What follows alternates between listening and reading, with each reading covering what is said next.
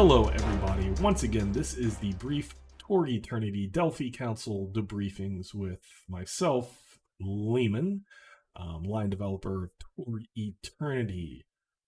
If you are wondering why it's just me and not anybody else, please look at the last 2 episodes where I go through details on what's happening in my personal life. I don't want to have to rehash that each one of these brief debriefings. So in these brief debriefings, I'm going to go over an email, and this one is from Dominic, known as Rabbitball. So I was correct when I thought that maybe Dominic was Rabbitball earlier. And it says, "Greetings, I am attaching the text file of the Torg glossary I hinted at earlier. I know it will be some time before it gets published, so I'm sending this just to get it off my plate and anticipation for my next project, namely a system for designing and casting spells on the fly. I will see how long this takes because I know the pitfalls." So first, I would be really interested in seeing what you come up with casting on the fly or designing spells. If I was not the line developer, if I was not an official author, that's probably an Infiniverse project I would try to tackle myself, because the original system I broke down into something like 48 steps and made it so that I could understand it and people that wanted to get into it could understand it, because to a lot of people it was very complicated. So kudos to you for tackling that task. Before I get into the second part of the email, I did want to say he did send an attachment with a current Torg Eternity glossary, and I quickly looked through it. And I agree, Torg Eternity does need a glossary, and that is one of the things that I would like to implement with Torg Eternity 1.5, because, and especially, there are some terms that are given like a definition once, and then for some reason are never used again, and they are really handy, nice definitions. And one of the ones that he wrote on this that I read, and I was like, yes, this is something that is needed to be used more, so that we don't have to go into sentences or paragraphs to clarify things. And that is the action total. So the action total is the final number generated for a test, consisting of the skill adds, the attribute. If you don't have skill adds, then it would be just the attribute value, the bonus number, and any modifier. So that final result of rolling and adding everything up and getting your final number, that is known as the action total. And a lot of times just saying action total would be better than saying the result, because that doesn't have a clear definition, and you can get into some questions on what that means. There's other things like the initial roll. Is that just the first time you rolled the D20? Is that with explosions? Is that with ups? So certain things like that also we wish to clarify, and then we can use those in the rules to help people understand. They can go to a glossary if they're confused, instead of every author writing something in a little bit different manner, and then that being looked at as, oh, they wrote it this way this time, and this is a little bit different. So is this the same rule? Is this a different way to say the same rule? Or is this 2 different rules? So that is one thing I wish to do, is kind of tighten the language. So really cool to have this, that you could put on your website and or the Infiniverse Exchange to help people. So I was happy to see that, because I agree that type of thing is needed. So the next part of the email says, "In the meantime, I would like to ask a question derived from one of the published adventures. It mentions cosm sources as ways for invaders to bring enough of the reality into an invasion so reconnections to it are possible.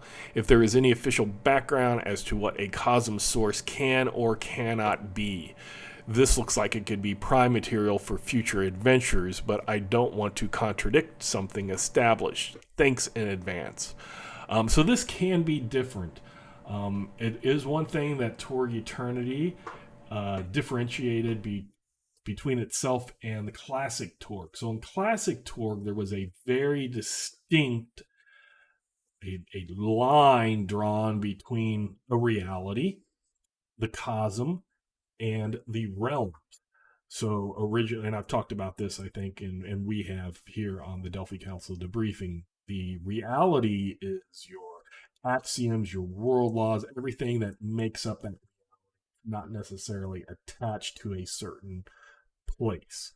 The cosm is the originating source of that reality most of the time. So we're getting into cosm sources and why it's not exactly just clear cut. But a cosm is that other dimensional part of the infiniverse or part of your cosmverse, that other reality where it came from.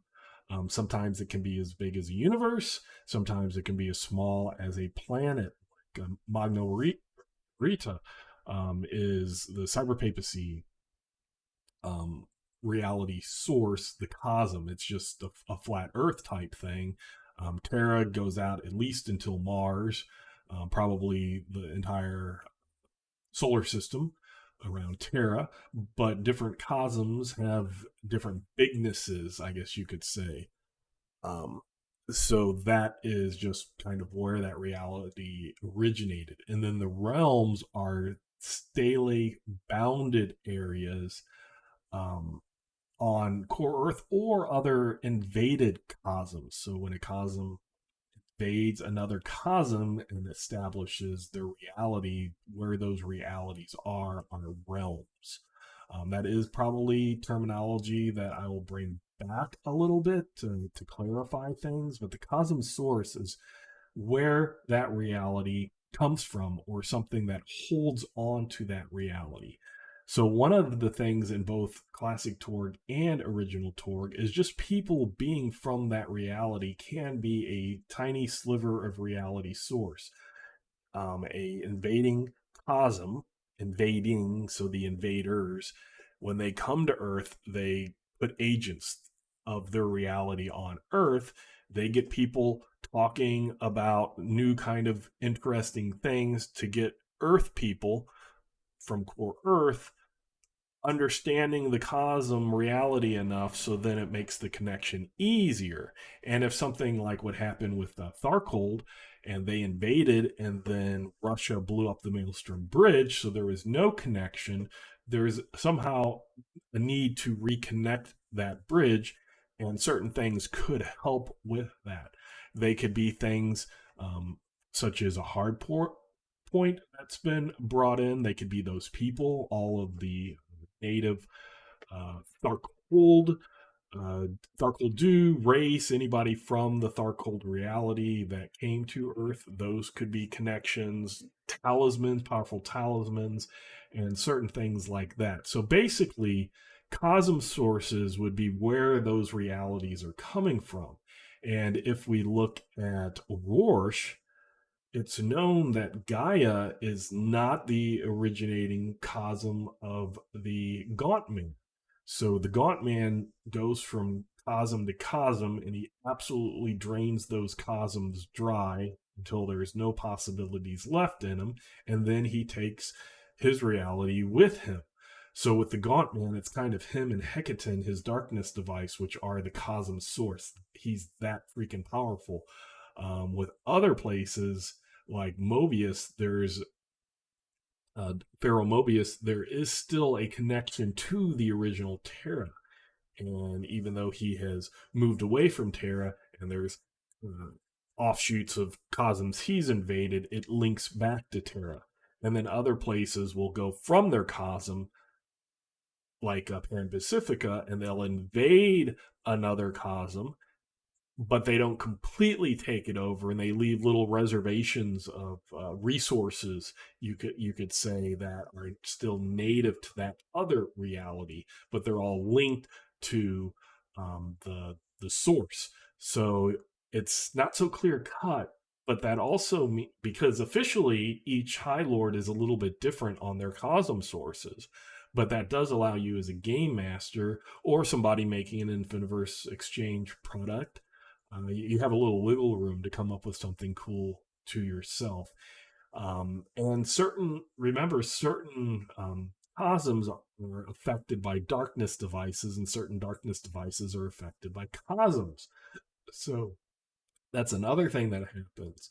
Uh, uh, Uthorian, him with his darkness device, they went to Isle, and the darkness device wasn't itself on Isle. Gauntman found him a darkness device. They went to Isle, and the darkness device and him shaped that reality to be very close to what it was. But and the same kind of with Barak Ka, he got his darkness device on in his cosm and just spread out. It was what he was familiar with. So some High Lord Darkness devices will make their originating reality what they want, and other ones will go to some other reality, another cosm, and determine that's what I want, or that modified is what I want, and do that. The Gaunt Man's one that he has had enough conquest and possibility energy that he has basically, as I said previously, was able to him and Hecaton kind of be their own cosm source to it. But that doesn't mean it's the only cosm source. You can take possibility energy, that is how we get the various reality, the cosm possibilities that hold that reality's cosm axioms, world laws, etc. in it. And when you have enough of it, it can make reconnecting to that reality easier if, say, a Maelstrom bridge was severed. If that's what you mean by reconnection.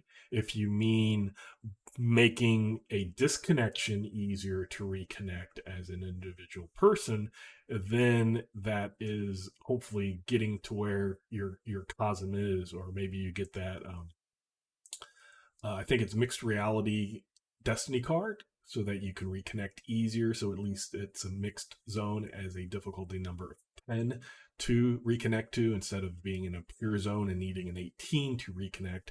But I think you're more talking about the an invasion that tries to invade, messes up, is cut off from that reality. How do they get back there? Because if they're doing it the exact same way that they did, that's going to take a lot of possibility energy to reconnect. If they have stuff over on the other side, even if it's a smaller and they have the big source on their side, that connection can be a little bit easier. So hopefully that rambling helps you a little bit about your thing. Sorry, I had my camera on autofocus, and when I moved my hand, it went up if you're watching this. But yes, that is about Cosm Sources. Till next time, I hope you have fun in your own Cosm. Bye.